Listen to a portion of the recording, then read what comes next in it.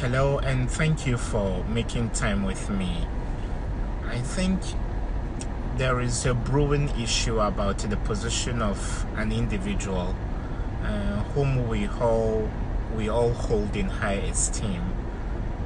This gentleman has shown over the years his tenacity to advocate for African values, good governance, and all that.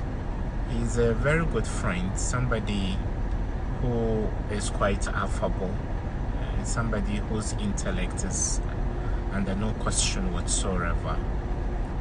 Mr. Nana Nsakwa, I think a lot of people have latched onto a comment he made to the effect that churning out millions in his words, even if we do a downgrade, tens of thousands or hundreds of thousands of young people from the free SHS policy without any handiwork.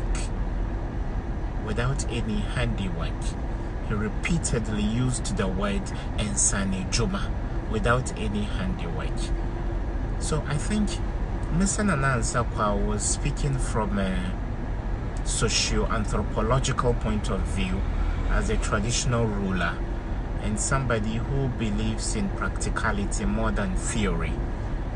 He is a pragmatic leader, and everybody who has had the opportunity to interact with this affable, fine gentleman will tell you that he's a very nice person.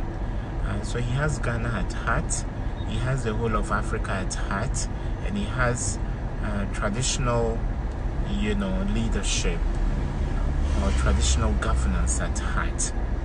So I would urge people to cease fire.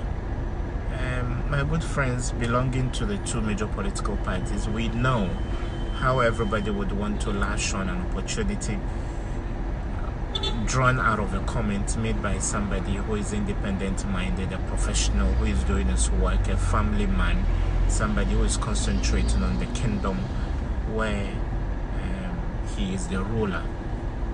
So please stop this, don't make Nana Nsakwa. Don't put him at the center of your partisan acrimony. Yes, everybody knows that Africa has a huge challenge. There is no proper nexus, there is no link, there is no connection between academia and industry. And this is not new. So for this to be coming from a king or a chief, it should rather give us the impetus to want to make our educational curricula more pragmatic than theoretical. But for people to want to lash onto this and say that even Nana Nsakwa is bringing to question the efficacy, the efficiency, sustainability or viability of the free SHS policy, I think is a bit misplaced. What he has said is not an aberration from opinions that have been shared by academics that education in Africa should drift away from theory and concentrate more on practicality or pragmatism.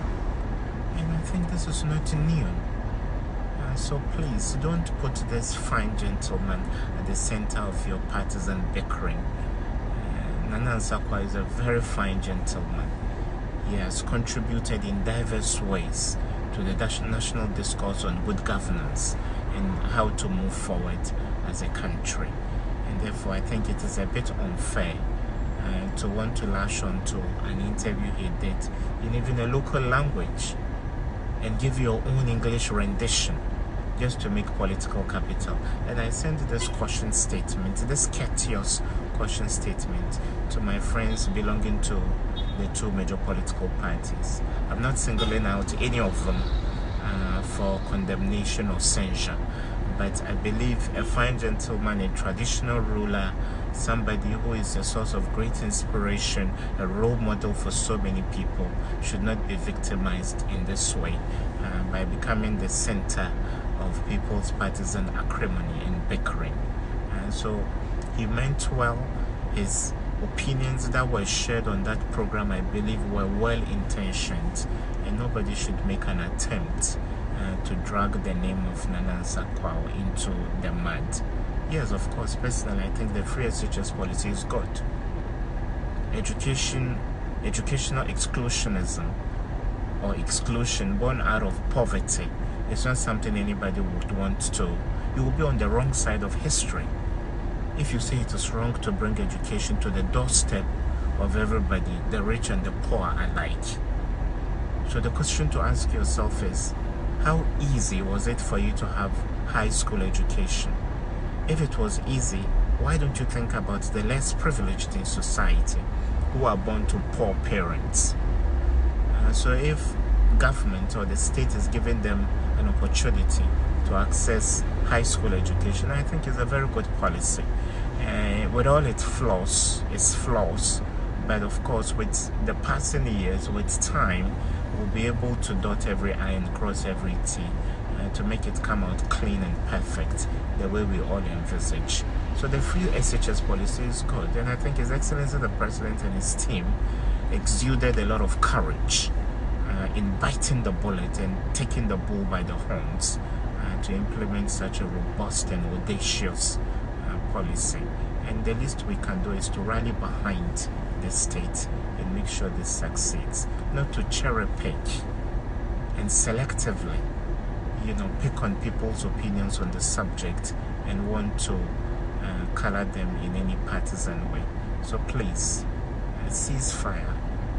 Stop the barrage of attacks on the person of Mr. Nana Nsakwa. He's a very fine gentleman, and I think he made that comment on free SHS based upon good intention rather than skewing the national debate to favor anybody. Thank you and take care. Bye-bye.